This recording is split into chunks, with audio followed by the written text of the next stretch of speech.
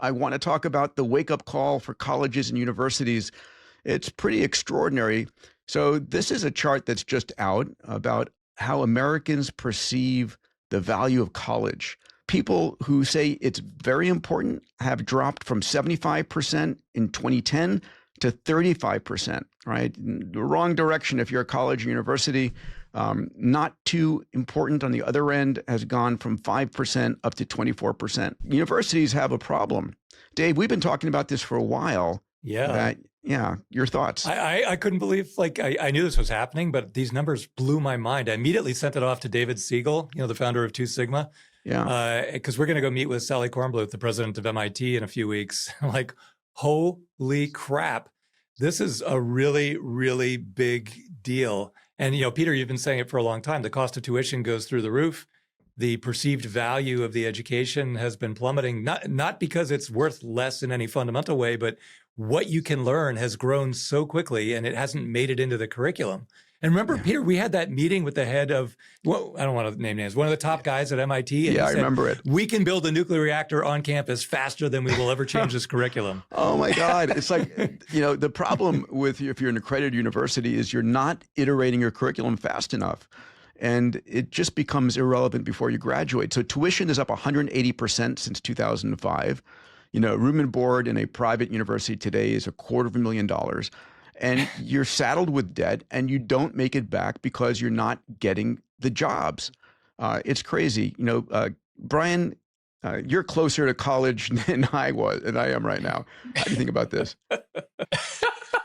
I mean, college has been a credentialing program for a long time, right? And so it was the act of getting into MIT that was actually impressive. It was less to do with what MIT could specifically teach you because their curriculum is taught all over the world. And so for free, by the way, of this has been free. Dropouts of MIT. Yeah, totally for free. Yeah, dropouts get funded incredibly fast. And so what's the point of staying for that extra few years, right? And so there's this unbundling right now that's happening between the credentialing that you can get just from getting in or from going to Y Combinator or from having a portfolio site that's really good. There's other ways to get credentialed that just weren't possible before. And that's kind of compounded with this big curriculum, like dynamic problem of I'd love to see the graph of dropout rate in year 1, 2, 3 sort of increasing over time, especially in the last few years.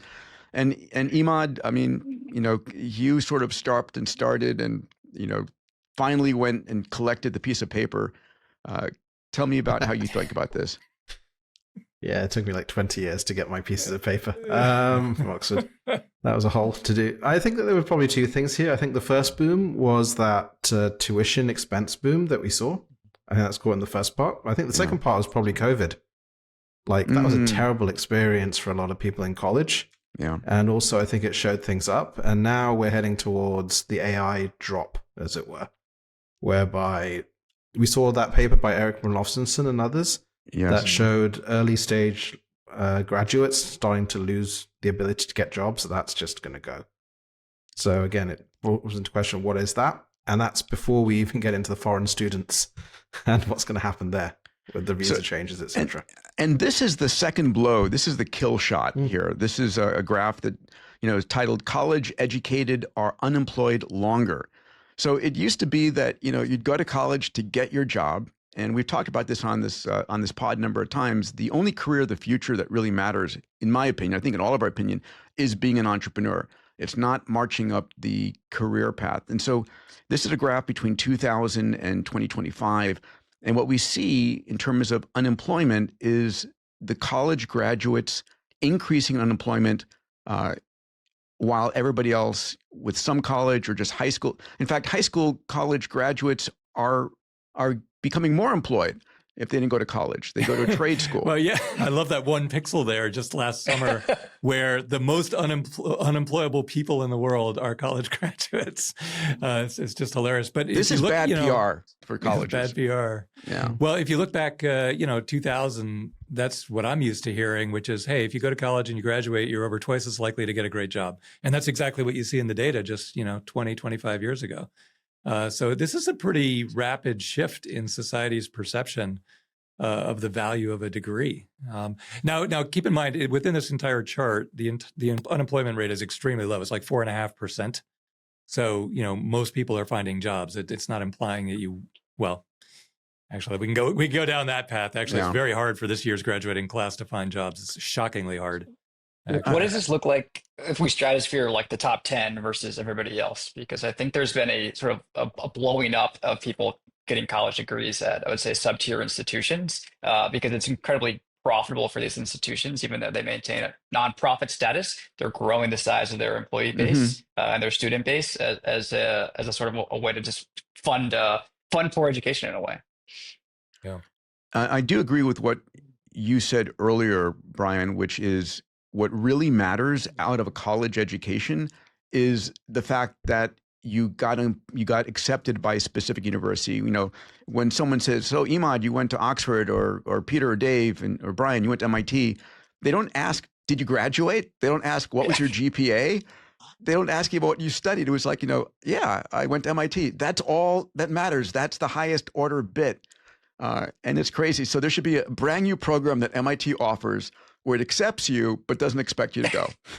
Well, right. if you go to the next slide, it really makes Brian's point. Okay, here's your tuition getting completely out of control, but that top 10, top 15 schools are hugely endowment driven. In fact, the endowment returns contributing to the budget are over twice as much as all tuition combined.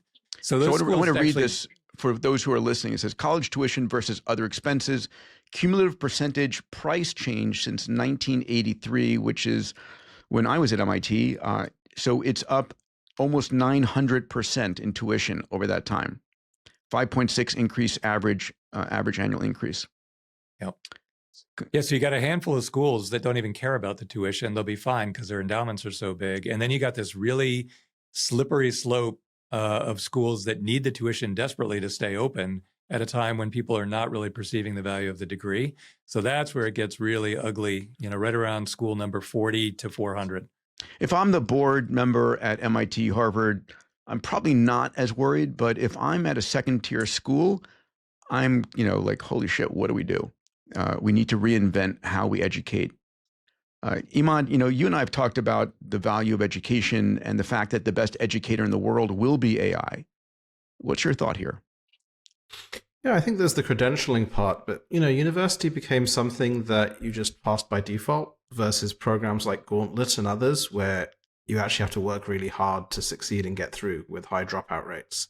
And I think the world we're going to now is one very competitive one where the people that use AI, there's nothing you can't master with AI now faster. We've seen Alpha School and others show just in 2 hours a day of tuition, they're typically 0.5% in the world. Even with academic papers, I think it's going to be similar. And I think there'll be a huge amount of arbitrage because it just got too expensive. Like in the UK, Oxford costs $13,000 a year for tuition, or like $60,000 a year if you're foreign.